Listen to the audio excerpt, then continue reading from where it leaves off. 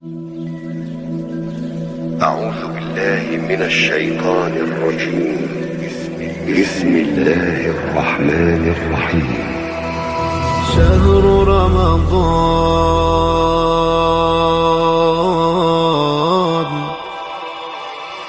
شهر رمضان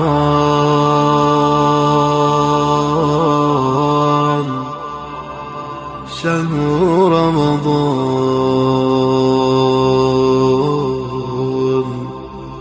شهر رمضان.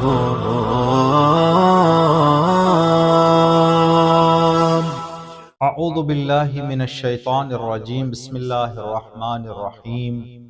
رب اشرح لی صدری ویسر لی امری واحلل عقدۃ من لسانی یفقهوا قولی. اللہم رب شہر رمضان الذی انزلت فیہ القرآن وافترضت علی عبادک فیہ الصیام.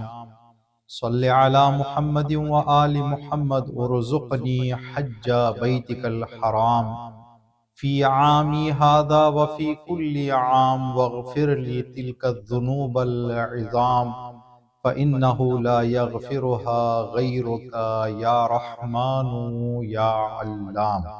دین مبین اسلام کی خصوصیات میں سے ایک خصوصیت یہ ہے کہ انسان کو کسی بھی واقعے، مسئلے اور کسی بھی موضوع کے حوالے سے ابتدا اور پہلے ہی باخبر کر دیتا ہے تاکہ اس موضوع، واقعے اور مسئلے سے انسان جتنا زیادہ فائدہ لے سکے فائدہ اٹھائے. ماہ مبارک رمضان کے حوالے سے ہر امام اور معصوم نے ہمیں ہدایتیں اور نصیحتیں فرمائی ہیں. کتاب روضۃ الواعظین جلد نمبر 2 صفحہ نمبر 340 میں ایک روایت موجود ہے جس میں نبی نے ماہ مبارک رمضان کی عظمت اور فضیلت اور ساتھ ساتھ بہتر سے بہتر فائدہ لینے کے راستے بتائے ہیں.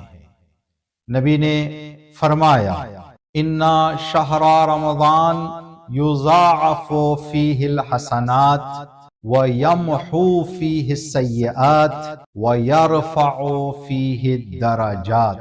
3 خصوصیتوں کو نبی نے شروع میں ذکر کیا. سب سے پہلی خصوصیت یہ وہ ماہ ہے جس میں نیکیاں کئی گنا زیادہ حساب کی جاتی ہیں. یعنی انسان انجام دیتا ہے ایک نیکی لیکن خدا کی بارگاہ میں ہزاروں اور لاکھوں نیکیوں میں وہ بدل جاتا ہے. جیسے کہ روایتوں میں ذکر ہے کہ دوسرے مہینوں میں ایک ختم قرآن سے جتنا انسان ثواب لے سکتا ہے، ماہ مبارک رمضان میں ایک آیت کی تلاوت سے اتنا انسان کو ثواب دے دیا جاتا ہے. یہ ماہ رمضان المبارک کی برکت، رحمت اور اس مہینے کی خصوصیت ہے جو نبی نے ذکر کی. یہ وہ مہینہ جس میں نیکیوں کا ثواب کئی گنا خدا کی طرف سے دیا جاتا ہے. دوسری خصوصیت یہ وہ ماہ ہے جس میں انسان کی خطائیں اور انسان کے گناہ بہت جلد معاف کر دیے جاتے ہیں، بخش دیے جاتے ہیں. دوسرے مہینوں میں انسان کو جہاں زیادہ اس مسئلے میں کاوش اور کوشش کرنے کی ہوتی ہے، یہاں پر انسان سحری، افطاری یا دوران روزہ خدا سے صدق دل کے ساتھ توبہ طلب کرے تو خدا اس کے گناہوں کو ماہ مبارک رمضان کی برکت کے سائے معاف کر دیتا ہے. یہ 2 خصوصیت. تیسری خصوصیت یہ وہ مہینے ہیں جس مہینے میں انسان کے درجات بلند ہوتے ہیں. انسان خدا کی بارگاہ میں جس درجے میں ہے، اگر اس ماہ سے جیسا فائدہ لینا چاہیے ویسا انسان فائدہ لے تو اس کے درجات بڑھ جاتے ہیں اور خدا کی بارگاہ میں انسان مقرب ہو جاتا ہے. پھر اس کے بعد خدا کی بارگاہ میں انسان لاڑ پیار کر سکتا ہے، اس لیے کہ اس نے خدا کو اپنے سے راضی کر لیا ہے اور خدا کے سامنے درجات طے کرتے ہوئے مقام اور مرتبہ حاصل کر لیا ہے۔ یہ 3 ماہ مبارک رمضان کی خصوصیات، برکتیں، فضیلتیں، عظمتیں، کیا یہ آسانی سے مل جائیں گی؟ کیا یہ سب کو مل جائیں گی؟ ان 3 عظیم نعمتوں سے بہرہ لینے کے لیے ہمیں کیا کرنا چاہیے؟ نبی نے آگے ان چیزوں کا ذکر کیا ہے۔ من تصدق فی ھذا الشہر بصدقۃ غفر اللہ لہ، پہلا عمل، جو بندہ ماہ مبارک رمضان میں خیرات کرے، صدقہ دے، گرچہ مختصر ہی کیوں نہ ہو، خدا تبارک تعالی انسان کے گناہوں کو معاف کر دیتا ہے۔ تو ہمیں توجہ کرنی چاہیے، عبادتوں کے ساتھ ساتھ، تلاوتوں کے ساتھ ساتھ، دیگر اعمال ماہ مبارک رمضان کے ساتھ ساتھ حتی المقدور ہم صدقہ بھی ادا کریں، تاکہ خدا کے نبی نے جو فرمایا ہے کہ ماہ مبارک رمضان میں صدقہ ادا کرنے سے خدا کی مغفرت حاصل ہوگی، تو اس ذریعے سے ہم خدا کی مغفرت حاصل کر سکیں۔ دوسرا عمل جو نبی نے ذکر کیا، جو بھی اپنے ماتحت پر رحم کرے، کوئی مالک ہے، اس کے نیچے 4-5 لوگ کام کر رہے ہیں، کوئی میستری ہے، کچھ مزدور اس کے ہاتھ کے نیچے کام کر رہے ہیں، کوئی مینیجر ہے، کچھ امپلائی اس کے ہاتھ کے نیچے کام کر رہے ہیں، ایک مینیجر ہے جس کے ہاتھ کے نیچے کئی سارے اساتذہ اور سٹاف کام کر رہا ہے، تو اس بندے کو چاہیے کہ اپنے ماتحت کے ساتھ محبت، پیار اور نیکی کے ساتھ پیش آئے۔ اگر یہ عمل انسان انجام دے گا تو یہ سبب بنتا ہے کہ اللہ تبارک تعالیٰ فرمائے تو میرے بندوں پر رحم کر رہا ہے، تو ان کے ساتھ بھلائی کر رہا ہے، تو میں بھی خدا ہوں، میں بھی ماہ رمضان کا رب ہوں، اللہم رب شہر رمضان۔ تو خدا تبارک تعالی ہمارے رحم اور ہماری نرمی کے عوض ہم پر رحم، ہمارے ساتھ نرمی سے پیش آئے۔ تیسرا عمل جو نبی نے ذکر کیا کہ ماہ رمضان کے برکتوں، فضیلتوں، عظمتوں، نیکیوں کا کئی گنا ثواب، گناہوں کا بخشا جانا اور درجات کا حاصل کرنا اگر چاہتے ہو، وَمَنْ كَظَمَ فِيهِ غَيْظَهُ غَفَرَ اللَّهُ لَهُ، کہ جو بندہ ماہ مبارک رمضان میں غصے پر قابو رکھے، غصے پر قابو رکھنے والا انسان خدا کی مغفرت حاصل کرنے کے اس احاطے میں آ جاتا ہے، اس ماحول میں آ جاتا ہے کہ خدا اس پر رحم کرے اور اس گناہوں کو معاف کرے۔ اس لیے کہ غصہ انسان کسی کی غلطی دیکھ کر کرتا ہے، کسی سے ناراض ہو کر کرتا ہے۔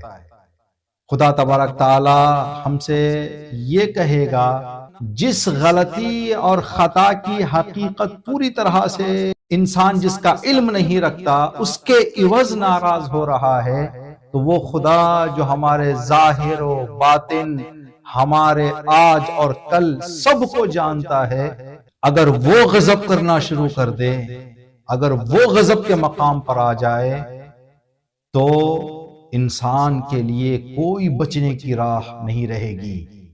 اسی لیے دعاؤں میں ہے، پروردگار تیرے غضب سے میں پناہ مانگتا ہوں، کہیں ایسے نہ ہو کہ تو مجھ سے غضبناک ہو جائے۔ اللہ کا پیغام نبی کے ذریعے سے، اے میرے بندے، تو بندگان خدا پر غضب نہ کر، میں تیرے خطاؤں کو معاف کر کے، درگزر کر کے میں تجھ پر غضب نہیں کروں گا۔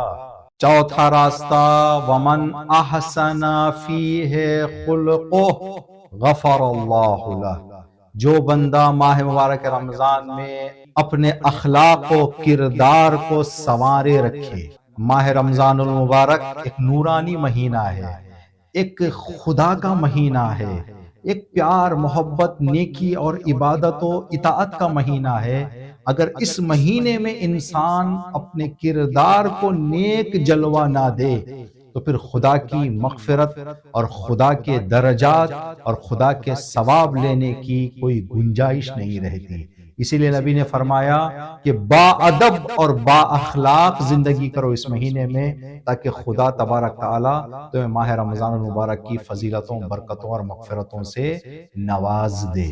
پانچواں راستہ، ومن وصل فیہ رحمہ غفر اللہ لہ، جو بندہ ماہ مبارک رمضان میں اپنے بچھڑے ہوئے رشتہ داروں سے جا کر مل جائے، ان سے اپنا رابطہ دوبارہ برقرار کر لے اور رنجشوں کو دور کر کے بھائی بھائی سے اور رشتہ دار سے جب مل جاتا ہے تو خدا تبارک تعالی اس انسان کو ماہ مبارک رمضان کی برکتوں سے نواز دیتا ہے۔ ان 5 راستوں کو بتانے کے بعد نبی کریم نے بندگان خدا کو ماہ مبارک رمضان سے بہتر فائدہ لینے کی غرض سے نبی نے فرمایا، اے لوگو، اس مہینے کا حساب دوسرے مہینوں سے الگ ہے۔ اس مہینے کو دوسرے مہینوں کی طرح نہ سمجھو اور اس مہینے کی زندگی دوسرے مہینوں کی طرح نہ کرو۔ یہ وہ مہینہ ہے جب شروع ہوتا ہے رحمتوں اور برکتوں کا تحفہ لے کر آتا ہے، جب ختم ہوتا ہے اور رخصت ہوتا ہے انسان کے گناہوں کو پاک اور صاف کر کے چلا جاتا ہے، انسان کے گناہوں کی بخشش کرتے ہوئے جاتا ہے، انسان کو گناہوں کے بوجھ سے ہلکا کر کے رخصت ہوتا ہے۔ وَهَذَا الشَّهْرُ الْحَسَنَاتُ فِيهِ مُضَاعَفَةٌ، جو شروع میں نبی نے فرمایا، دوبارہ تاکید کرتے ہوئے تکرار فرما رہے ہیں، یہ وہ مہینہ ہے جس میں نیکیوں کا 2 چندان ثواب دیا جاتا ہے۔ وَأَعْمَالُ الْخَيْرِ فِيهِ مَقْبُولَةٌ، یہ وہ مہینہ ہے جس میں انسان کا ہر نیک عمل درجہ قبولیت کو پہنچ جاتا ہے۔ نبی کریم روایت کے آخری حصے میں فرما رہے ہیں کہ اگر کوئی خدا کے لیے خلوص نیت کے ساتھ 2 رکعت نماز بھی ماہ مبارک رمضان میں پڑھے، اس ماہ کی برکتوں، رحمتوں اور مغفرتوں سے نواز دیتا ہے۔ جب 2 رکعت خلوص نیت کے ساتھ پڑھنے سے خدا انسان کو اس ماہ کی برکتوں سے محروم نہیں کرتا۔ اگر کوئی بندہ 30 دن کے روزے اور 30 دن کی عبادتوں کو انجام دے تو خدا تبارک تعالیٰ کی طرف سے کیا کیا برکتیں، رحمتیں اور فضیلتیں انسان پا سکتا ہے۔ آخر میں نبی کریم ان ساری باتوں کو ذکر کرنے کے بعد نبی کریم نے ایک ہوشیار، بیدار اور توجہ دلاتے ہوئے فرمایا، ان الشقی حق الشقی من خرج منہ هذا الشہر ولم یغفر ذنوبہ۔ اللہ اکبر۔